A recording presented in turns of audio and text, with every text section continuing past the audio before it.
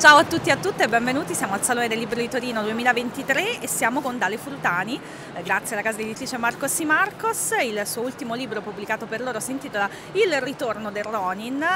Furutani ha anche pubblicato una trilogia per Marcos y Marcos in cui il protagonista è un samurai, ma si è nell'ambito del giallo, quindi della risoluzione, diciamo, di delitti e di omicidi con questo protagonista. Quindi la prima domanda che voglio fare a Furutani è come la cultura giapponese e la sua cultura di origine, perché lui è, insomma, vive in America ma è di origine giapponese, come queste due culture possono collegarsi al mondo del giallo, delle detective story. Well, as you may or may not know, detective stories go back a long way in Japan. They had a native who, his name was Rampo because he was trying to emulate Edgar Allan Poe's name. Yeah. So, and Raymond Chandler was published in Japanese very early. So they have a long history of being involved in detective culture. In the United States, Asian detectives go back to 1912. But I was actually amazed that I won one of the major prizes for detective writing. I was amazed that I was the first Asian American to win one. This was 1996, so for close to a century they had been writing about Charlie Chan and all these other Asian detectives, but never by an Asian.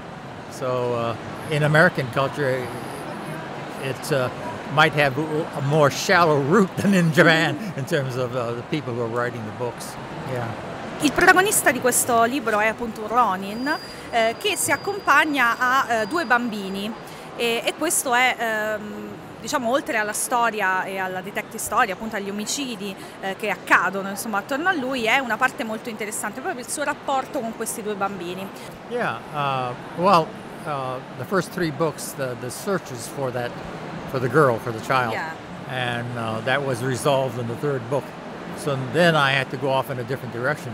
So the girl herself has had a very hard life. Her family, her circumstances, where Kaze finds her in a bordello in Tokyo for children. So she's a damaged person. I introduced the boy because I needed some balance. He's sort of a braggart and an exaggerated version of the samurai strutting around. So that's why the two children are there. The thing that I wanted to do by having the children there is Kaze is starting to develop as a character, and the responsibility of having children, I think, changes everybody. And that's why they're there. Noi abbiamo un'immagine del samurai che è un'immagine sempre molto altera, molto severa, e questo samurai è anche un samurai ironico e un samurai appunto che si affeziona in alcuni casi. Yeah. I think the image of the samurai is very much like the image of the medieval knight. Yeah. It's an ideal, but not necessarily what anybody is really like. Yeah. So one of the things that I try to do in my books is that the protagonist Kaze tries to live his beliefs, and even in one of my books, one of the characters says, that's what makes you unusual, and so that's why he's that way. So the fact that he can be funny or ironic or it's not sarcastic, but his view of life is not as serious as you might think. It reflects the fact that he's also a human being. And in Japan, they actually have a lot of humor. Most of it I don't think is that funny, but yeah. But they have comedy routines, and they have ancient stories where people would just sit and tell a story to a group of 60 or 100 people, and they also have these people who can get a laugh just by sort of raising an eyebrow. You might have that in Italy, where the expression on someone's face tells you, okay, and so actually Japan loves humor and has a lot of it that they think is funny. And I'm trying to reflect that in the books. Volevo chiedere a Dale Furutani quali sono secondo lui le cose che capiamo di meno, che noi lettori occidentali e europei abbiamo capito di meno, compreso di meno, che conosciamo meno della tradizione letteraria giapponese, come lui la conosce e la comprende. Right. Well, number one, most Japanese books written in Japan, the plot is very different than what we're used to. They often don't seem to have a resolution, and they often seem to be concerned about things that we don't find very exciting, you know. So that's the major thing, I think. In terms of the writing, though, I don't want to say delicacy, but the attention to detail in terms of nature and the season and the interactions between people are very much a focus of most Japanese novels. My books are Japanese American in the aspect that my major goal is to try to write a story that's just entertaining and fun, you know. And if I failed in that, then I failed. But if other people can read the books and get information about ancient Japanese culture, the ideals and their customs, then that's great. But that's not my main reason I write the books. And by the way, I go back to 1603 Japan on purpose because that is the beginning of the Tokugawa shogunate, where Japan was isolated for hundreds of years. It's going to be isolated again, and the amount of Western influence in Japan is minimal at that period. And my concern is to try to find the roots of Japanese belief and culture.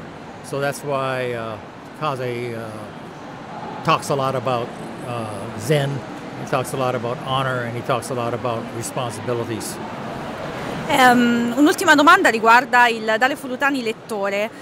Quali sono sia dei libri, diciamo, di letteratura giapponese, ma anche insomma libri in generale che lo hanno formato come scrittore e come lettore? I actually have a degree in creative writing, which meant, of course, that I had to find something else to do for a living after I graduated. But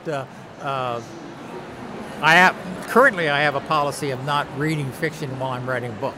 I don't want it influencing me. I don't want to find someone who's so much better at writing that I get discouraged about it. Or if they're much worse at writing than me, then I don't, you know, I get really unhappy about the book.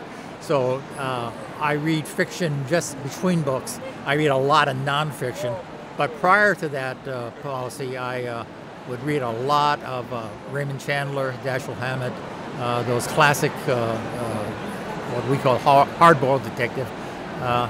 I didn't read a lot of Agatha Christie, and you'll notice that my books are not the kinds of mysteries where you have 15 suspects and you bring them all into a room and it's the colonel and he did it because something happened in the Boer War, you know. It's like, okay. And I appreciate those kinds of books when they're done well, but I'm more interested in why are people driven to murder? Why are they driven to kill? And often it's nothing that you as a person might be, you know, often you think, oh, I hate this person, they've hurt my family. Sometimes it's just simple greed, and that it fascinates me why they think that this is the solution. Okay. Grazie mille a Dale Furutani, Il ritorno del Ronin. Thank you so much for being here. Thank you. Ciao. Your personality really shines when you get on camera. Yeah. That's why you're in this business, but I can immediately do. Okay. Thank you.